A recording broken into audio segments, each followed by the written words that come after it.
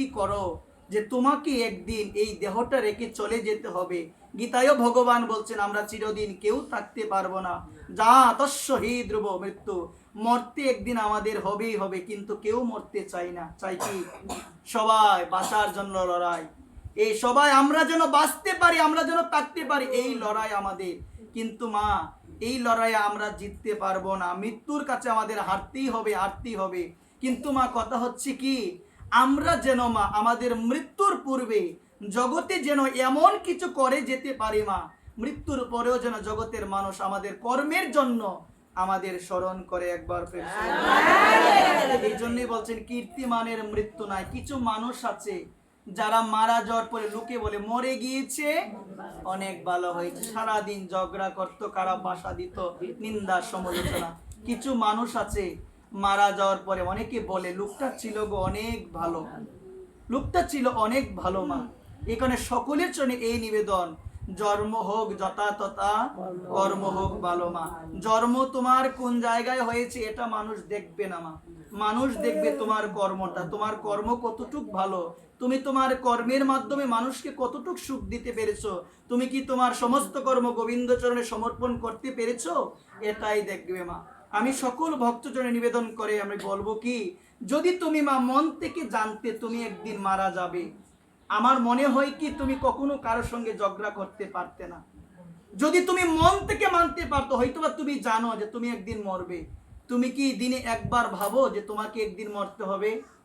একবার চিন্তা করো, তুমি যখন তোমার বিবাহ হয়েছিল, সদ্য নতুন বউ, তুমি ঘরে এসে তোমার শাশুড়িকে পেয়েছো, শ্বশুরকে তুমি পেয়েছো, এখন কি তারা আছে? অনেকের পরিবারেই নাই। তো তোমার কি এই ধরনের ভাবনা আসে না? তারা চলে গিয়েছে, আমাকেও চলে যেতে হবে। আমার মনে হয় কি আমাদের আসে না ভাবনা? আমার যদি ভাবনা আসতো, আমি কি করে কারো মনে কষ্ট দিই না, বলেন না আজদি? আমি কি করে কারো মনে কষ্ট দিই? আপনি মারা যাবেন, কষ্ট দিতে পারবেন না। গৌতম বুদ্ধের কাছে এক ব্যক্তি গিয়ে বললেন, মানুষ যখন আপনার সঙ্গে খারাপ ব্যবহার করে, কঠিন পরিস্থিতিও হয়, আপনি এত শান্ত কিভাবে থাকেন?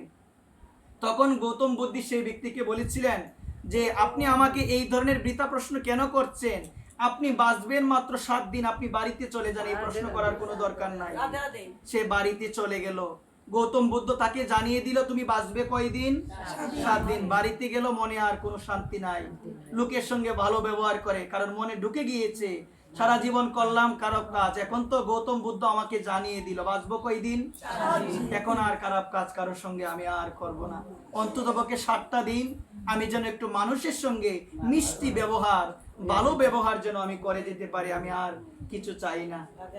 যখন 6 দিন হয়ে গিয়েছে, মনের মধ্যে একটা চিন্তা আসলো যে সারাটা জীবনই খারাপ কাজ করলাম, কখনো ভালো কাজ করলাম না, মাত্র গৌতম বুদ্ধের কাছে যাওয়ার জন্য জানতে পারলাম 7টা দিন, ওই 7টা দিন একটু ভালো ব্যবহার করার চেষ্টা করছি, এই ভাবনা।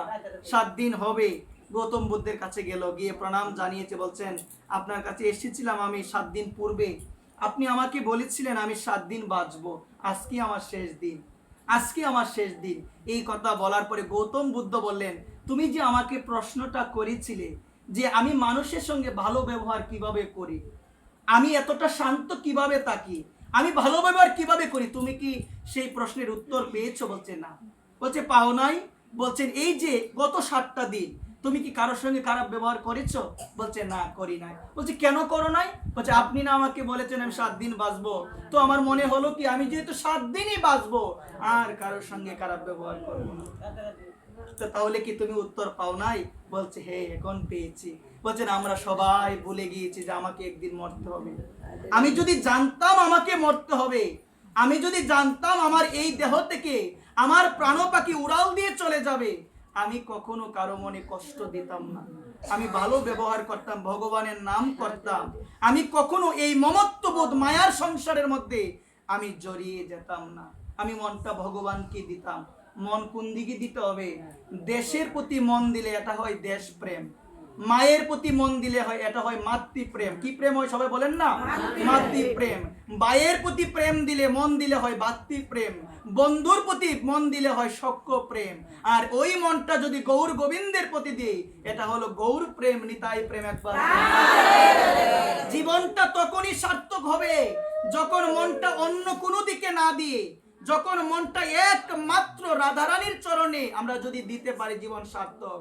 কিন্তু ভাগবতী আছে বিধান, ভগবান বলছেন তোমরা সংসারকে ভালোবাসো ঠিক আছে, কিন্তু সংসারকে ভালোবাসার পাশাপাশি তোমরা একটু আমাকেও ভালোবাসিও, তাতেই হবে মা।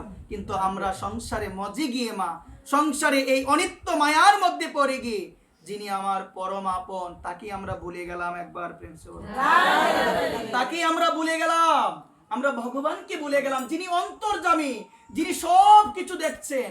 আমি যদি খারাপ কিছু করি ভগবান দেখে না? আওয়াজ নাই দি। ভগবান যদি সবকিছু দেখে, লুকিয়ে করলো দেখবে, দেখিয়ে করলো দেখবে, যেভাবেই করো সেভাবেই দেখবে। দেখবে কিনা? এক চোর, মন দিয়ে শুনবেন, চোরের ইচ্ছা হলো যে আমার ছেলেটাকে আমি চুরি বিদ্যা শিখাবো না, ভালো বিদ্যাই শিখাবো।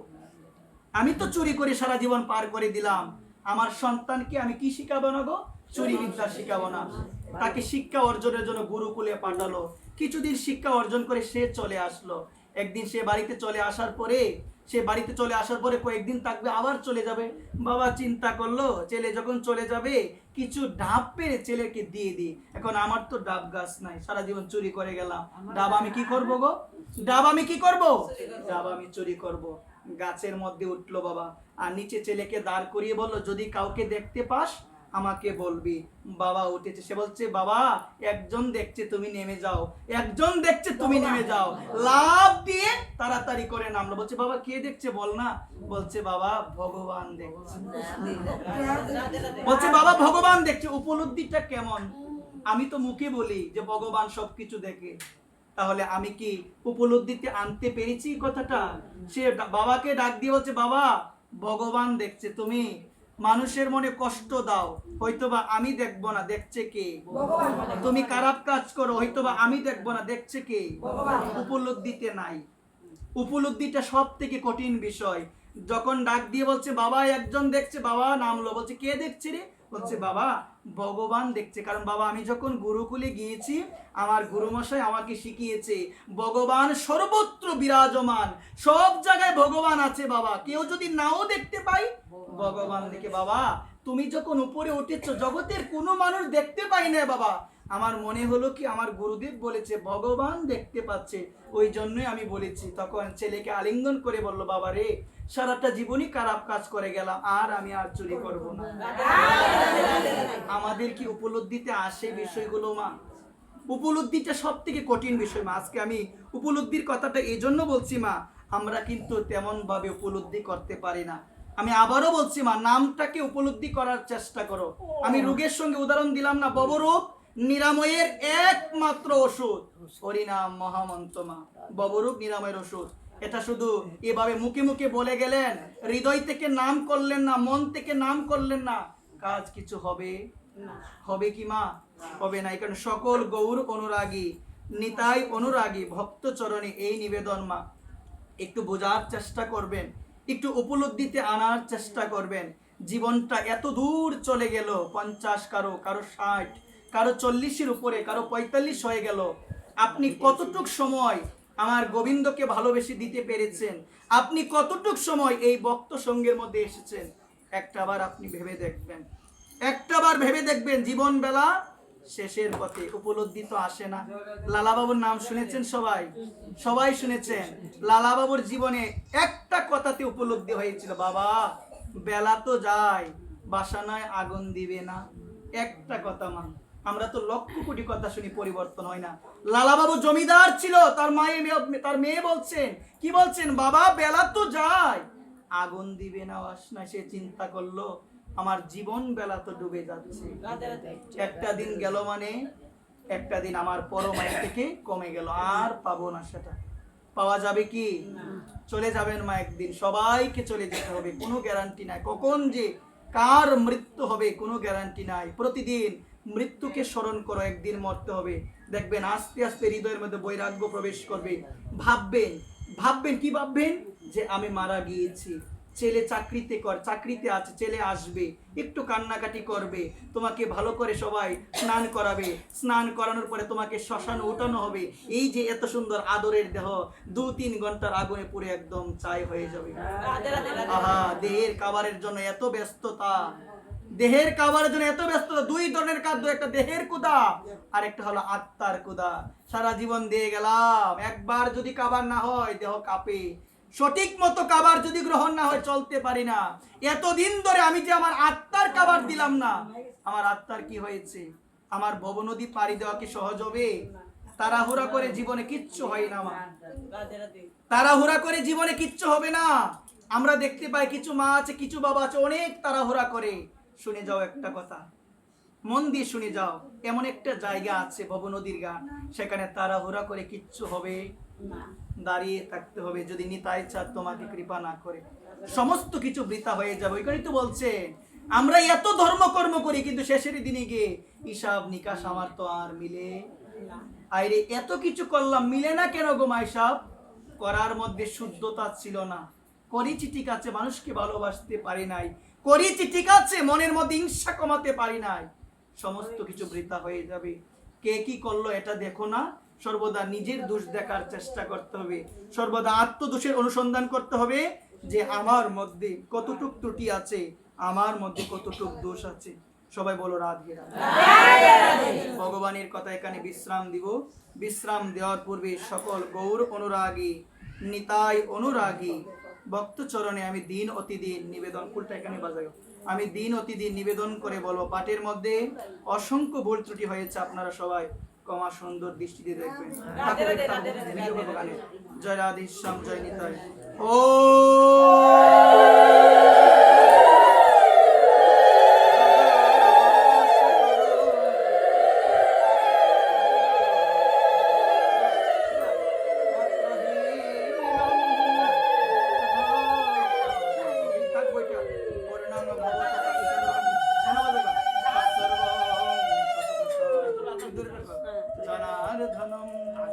গঙ্গা গীতা সাবিত্রী সীতা সত্তা পতিব্রতা ব্রহ্মবলী ব্রহ্মবিদ্যা ত্রিসন্ধ্যা ভক্তিগিরিণী অদ্রমাত্র চিদানন্দ ভবগিনী ভ্রান্তিনাশিনী বেদত্রয়ী পরানন্দ তত্ত্বযথ জ্ঞান মঞ্জুরি। হে গোবিন্দ মন্তহীন বিক্রিয়াহীন ভগিতিহীন জনার্দন যাদি বুঝিত ময়া দেব পরিপূর্ণম তদোস্তমি। নিতাই গৌর হরি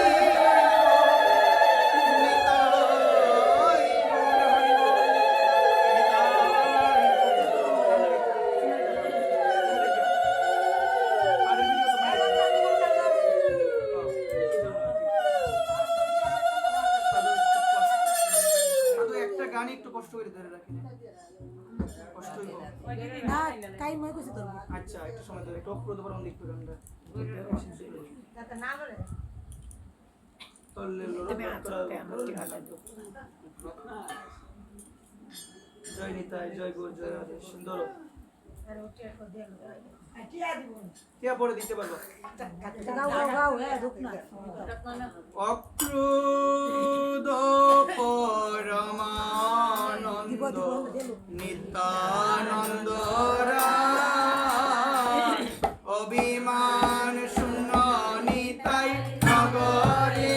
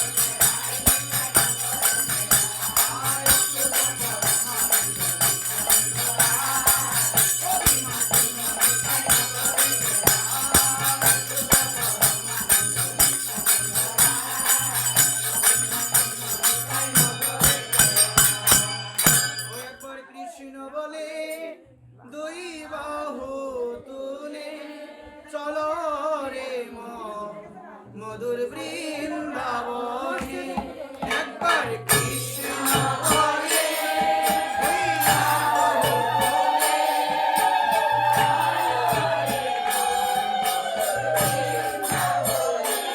একবার কৃষ্ণ বলে হইয়া বহুলে। চলো রে মা বৃন্দাবনে একবার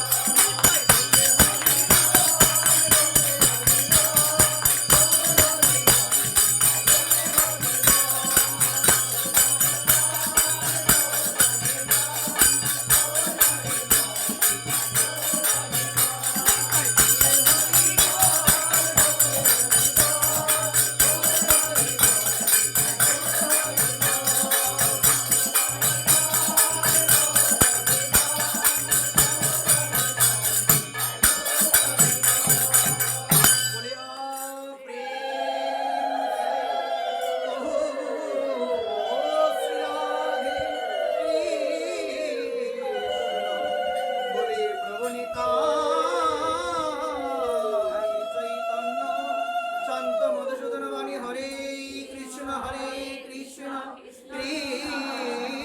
কৃষ্ণ হরে হরে হরে রাম হরে রাম রাম রাম হরে হরে। রাম রাম হরে হরে বাঞ্ছাকল্পতরুভ্যশ্চম কৃপা সিন্ধুৈব চ পতিতানাং পাবনেভ্যো বৈষ্ণবেভ্যো নমো নমো। জয় গৌর ভক্তবৃন্দে পদে নমস্কার।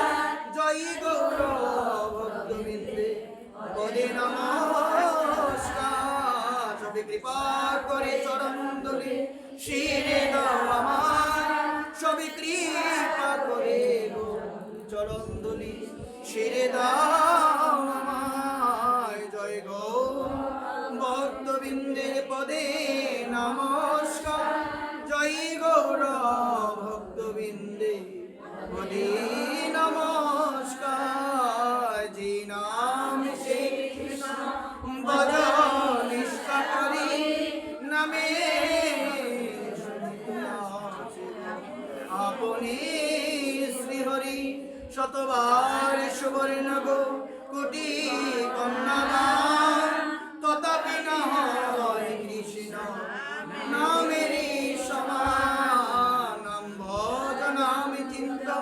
নামে করো সার এ কলিকালে নামিনে গতি নাহি আর প্রতি জন্মে করি আশা ওই চরণের ধূলি নরোত্তম করো দয়া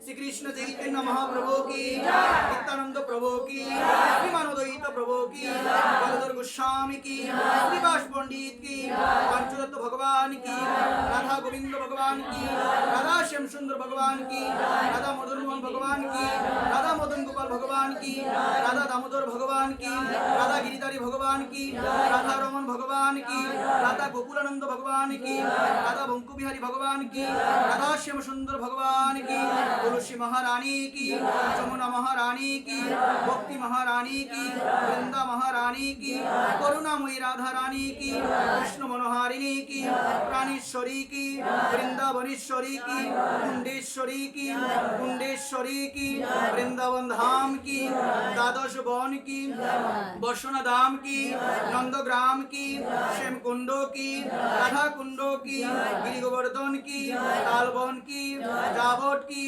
वंशीवट की चारचारी धाम की रामेश्वरम धाम की बद्रीनाथ धाम की द्वारकानाथ धाम की नीलाचल धाम की नवद्वीप धाम की मायापुर धाम की दामेश्वर महाप्रभु की जगन्नाथ भगवान की सियावर रामचंद्र की सीताराम भगवान की रघुनाथ की बलभद्र सुभद्रा महारानी की आजकेर महा आनंद की गावैया बाजोया की कुल करताल की कार्तिक व्रत की आजके घेर पारमार्थिक मंगल की निताई गौरी सीतारा देवी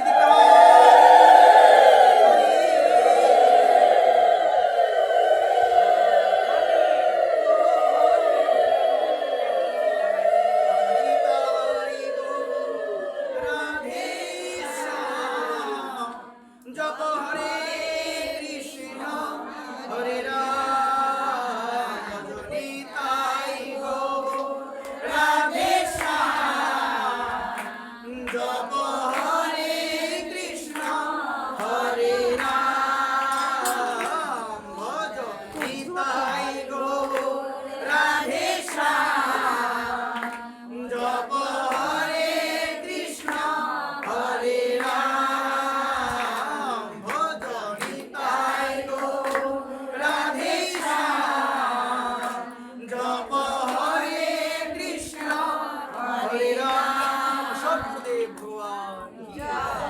तुम्हारे जगह की देवी